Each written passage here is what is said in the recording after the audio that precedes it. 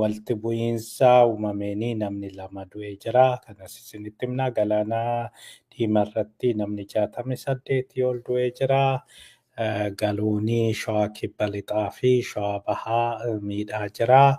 Daandiin qilleensa Itoophiyaa gatii dabala jedhee jira. Eritiriyaanii diinaa muuftiif deebii kennite. Uummanni diyaaspooraa akka of eeggatu yaadannoon kennamee jira. Egaa kanaanii hanga dhuma sagantaa keenyatti nu wajjiniin turaa isiniin jecha amma oduu kana isinii dhiyeessina. Inni jalqabaa daangaa Sidaamaa fi Oromiyaa irratti rakkoon uumamee jira jedhamee jira. Hidhattoonni warra Tigraay irraa dhiifama Sidaamaa irraa ka'anii gara Oromiyaa seenuudhaanii naannoo Kokkosaa fi Nansaboo seenuudhaanii nama 2 ajjeesanii jiru jedhanii nama 2 iddoo Araarsoo jedhamutti akka isaan ajjeesanidha kan himamu. Sababiin isaa kana durasii lafti kun kan keenyaa jedhanii achitti babal'atanii achiin booda mana murtiitti himatamanii manni murtii lafti kun kan keessanii miti bakka dhuftanitti deebi'aa jedhanii ture. Amma haala mijeeffatanii deebi'anii dhufanii achi tarkaanfii fudhatanii jedhanii jiru. Kana humni poolisii fi loltuuni kan yeroo kan bakka baay'eetti egaa waan baay'ee godhu guyyaa guyyaadhaan egaa maaliin godhaa jedhu otoo iddoo sanitti hin argamin hafee jira jedhameera. Kanaafi sababa kanarraa kan ka'edha rakkoo guddaan kan uumamee jedhu. Otoo humni nageenyaa dafee ga'ee jiraatee achi dafee dhaqqabee jiraate rakkoon kun hin uumamu jedhu. Ammallee rakkoon kun akka hin uumamne of eeggannoo godhamuu barbaachisaa. Daangaa sana eeguun barbaachisaadha. Namoota kanas qabanii seeratti dhiyeessuun barbaachisaadha jedhu. Kanaaf of eeggannoon godhamuu qaba akkasuma. Gama biraatiin Galaana Diimarratti jaballi yookiin dooniin garagaruudhaan namni 68 ol du'ee jira. Kuni hedduu nama rakkisa nama gaddisiisa. Egaa dhugaa dubbachuuf hedduu gaddinee dheengaddaa wanti kun kan uumame kaleessallee dabarsuu qabnaa turre rakkoo hamaadha. Kuni biyya keessatti dubartoonni keenya dhiirri shamarranii dargaggoonni abdii dhabaniiti kan isaan jiranii. Hojiin uumamaa jiru waan tokko waraana malee wanti biraa hin jiru. Hiyyummaa malee jireenyi hammaachuu malee wanti tokko wanti abdii namaa kennu biyya keessa hin jiru. Kanarraa kan ka'e dargaggeessi akkasumas ijoolleen shamarranii baqachuu filatu. Isa immoo karaa seeratiin akka hin deemne paaspoortii baasuudha. Qarshii guddaadha kan nama gaafatanii sanirraanii warafaan hin ga'u. Yoo malaammaltummaadhaan qarshii kaffalan malee hin ta'u. Achirraanii viizaa argachuun iyyuu rakkisaadha. Innumtuyyuu viizaanii dogoggoraa feekiin akka malee baay'atee jira. Kanarraa kan ka'e karaa kana wayya jechuudhaani karaa seeraan alaatiin karaa Jibuutii akkasumas Sumaaleelaandidha. Dallaaladhaaf kaffalanii biyya Arabaa ce'uudhaa fi tattaafatu. Haala kanaanii namoonni deeman egaa rakkoon isaan mudatee jira jedhama.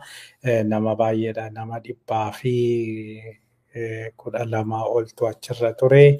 Isaan keessaa nama 14 qofatu lubbuun baraarame. Namoonni du'an kuni lakkoofsi isaanii dabaluu danda'a jedhamee yaadama. Egaa baay'inaan ijoolleedhuma Oromooti jenneeti yaadna. Gama biraatiin Shawaa Kibba Lixaatii fi Shawaa Bahaa galoonii miidhaa guddaa geessisaati kan inni jiru.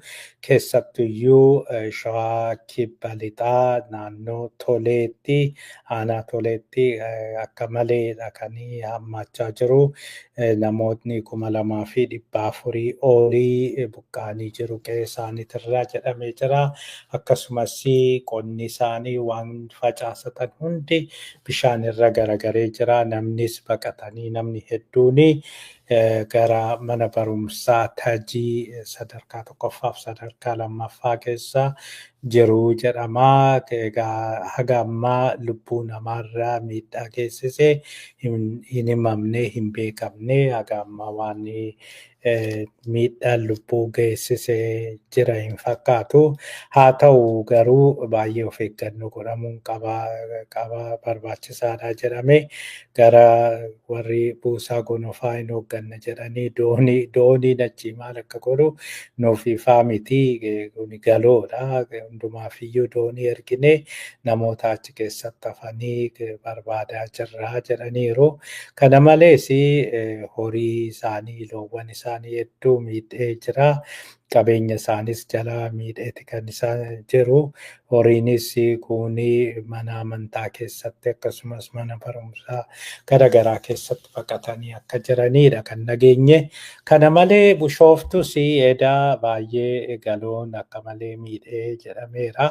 Adaamas gara bahaatti gara naannoo Shananii sanaa baay'ee miidhee jira jedhama. Akka malee miidhee jira jedhu odeeffannoon isaa gadi fageenyaan nu hin geenye gaa'ee hundumaafiyyuu namni yeroo ammaa kanatti of eeggannoo gochuu qaba waan baay'ee hammaachaa jiruuf. Ittaanee daandiin qilleensa Itoophiyaa balaliinsi biyya keessaa naga saarsee jira jedheera. Kanaafiyyuu gatiin dabalaa jedhee jira. Egaa hunduu dabalee ani eenyu gadi jechuudhani malee wantichi gasaaraa akkamii akka fide wanti inni dubbate hin jiru. Duraan dursee isaani yeroo ammaa kanatti iddoo tokko deemuun makaraa waan ta'eef rakkoo guddaa waan ta'eef namni hawaasaa deemuudhaaf xiyyaarani kan inni deemu. Egaa isaayyuu akka olterneetiivitti itti fayyadamaniiti. Ammumallee gatiin isaa akka malee guddaadha. Hawaasaa deemuuf yoo xinnaate qarshii 10,000 kan nama gaafatu xiyyaraan jechuudha. Hawaasaa deemuudhaaf ga'anii deebi'uudha. 20,000 hawaasaa sa'aatii 4 oofanii ga'anii jechuudha. Kuni hagam akka rakkisaa ta'ee fi biyyattiin rakkoo akkamii keessa akka jirtudha kan argisiisu. Amma gatiin dabalee jennaan kaabineedhuma isaanii malee namni biraa ittiin deemuu hin danda'u jechuudha. Walumaa galatti dhimmi tiraanspoorteeshinii akka malee rakkisaadha. Oduu kana boruun isinii dhiyeessa dhimma tiraanspoorteeshinii kana wal qabsiise.